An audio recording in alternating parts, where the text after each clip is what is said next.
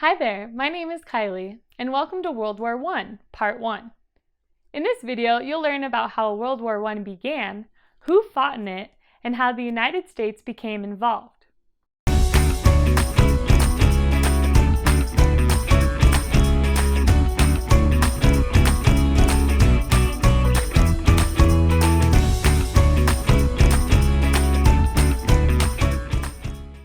Many believe that World War I began when an Austrian duke and his wife were assassinated in 1914. However, trouble in Europe had been brewing long before that. Some historians believe that the trouble between the many different countries and their allies who fought in World War I started back many years before 1914. During the later part of the 1800s, many different alliances between different groups and countries in Europe were formed. An alliance is when two or more countries agree to help one another out in times of need, like war, natural disaster, and other issues. Some alliances are formal, meaning detailed documents were written and signed, telling the countries what specific help they would give and when. Other alliances were informal, meaning agreements were discussed between rulers or the different countries, but not written on paper. If a country was in an alliance with one or more other countries, they would have to defend and fight with those countries, whether they liked it or not.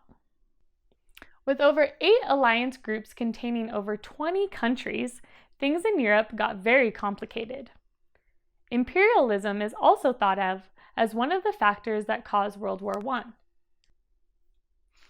Imperialism is when one country takes over another and forces that country to obey their laws and customs. They also force them to give them their resources. For example, by 1900, Great Britain had an empire that spread over 5 continents. Their ally, France, also had a lot of colonies and control over a large portion of Africa. In contrast, Germany, who was not an ally of France or Great Britain, did not have control over a lot of other countries. With their populations growing, the need for more resources was causing a lot of countries to try to get as many other countries as possible under their control. With everyone in Europe taking sides, joining alliances, and trying to take over other countries in Africa, India, and elsewhere, countries in the early 1900s started beefing up their armies and navies. Militarism is when governments or countries start placing a lot of importance on their armies and navies. They decide to spend a lot of money on new ships, more soldiers, and the latest and greatest weapons. When one group of allies saw that another group got a better ship or a new weapon, they would rush to outdo them. For example, Great Britain had invented and built a newer, stronger battleship in 1906. It was called the Dreadnought. It was huge. It had many weapons which were for fighting off destroyers and torpedo boats. No other boats could come close to this power and speed. Germany immediately started constructing its own battleships to try and outdo Great Britain. All this struggling to make the best weapons and get the biggest armies made a lot of countries in Europe, as well as countries around the world, very nervous. Before the war broke out in 1914, 2 smaller fights occurred. In 1904, the country of Morocco had been given to France by Great Britain. The Moroccans were not happy with this. They wanted their independence. And Germany, because it was against France and Great Britain, supported the Moroccans. By 1911, war was about to break out, but Great Britain convinced the Germans to not help the Moroccans. Great Britain did this by giving Germany a small portion of the French Congo in Africa. It was like the larger countries were playing a board game with the smaller, weaker countries. Then, in 1908, Austria-Hungary took over Bosnia. Serbia felt Bosnia should be theirs and were very, very angry. Serbia threatened Austria-Hungary with war. Because Russia was allied to Serbia, it mobilized its forces. This means Russia started sending troops and supplies to fight. Germany, allied to Austria-Hungary, mobilized its forces and prepared to threaten Russia. Something needed to give. Tensions between all the countries involved were very high.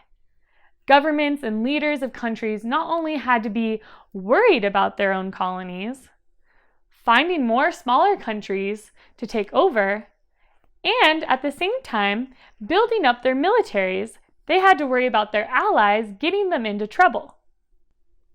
All that needed to happen was something to set off countries fighting. On June 28, 1914, the Archduke Franz Ferdinand and his wife Countess Sophie were assassinated in Sarajevo, Bosnia. The assassin was a member of a Serbian terrorist group called the Black Hand. His name was Gario Princip. This called the Austrians to declare war on the Serbians, and everyone's allies soon followed.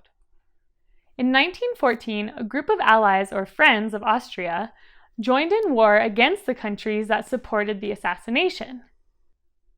The group that included Austria was called the Central Powers. It was made up of Germany, Austria-Hungary, the Ottoman Empire, and Bulgaria.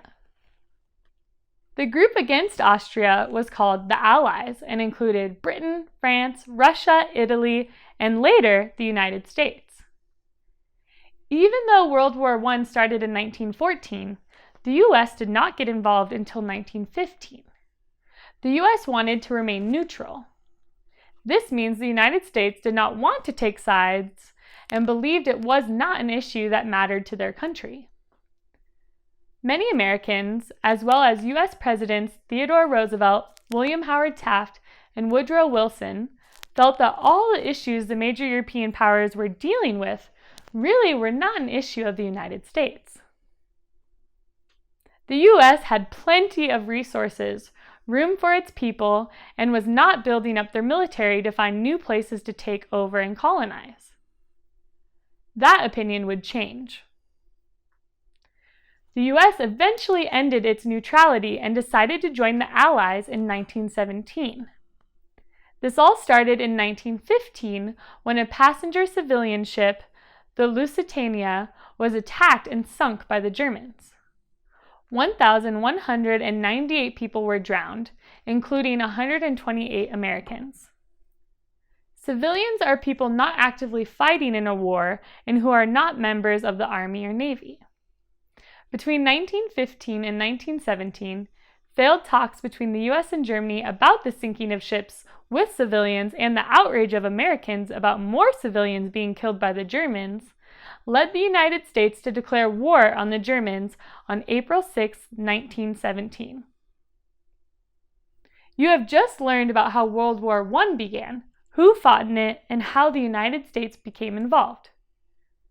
Be sure to watch our next video to learn about the way the war was fought and how it was ended.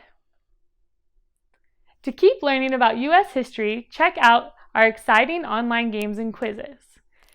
And be sure to remember to always be clever. Hey, hey.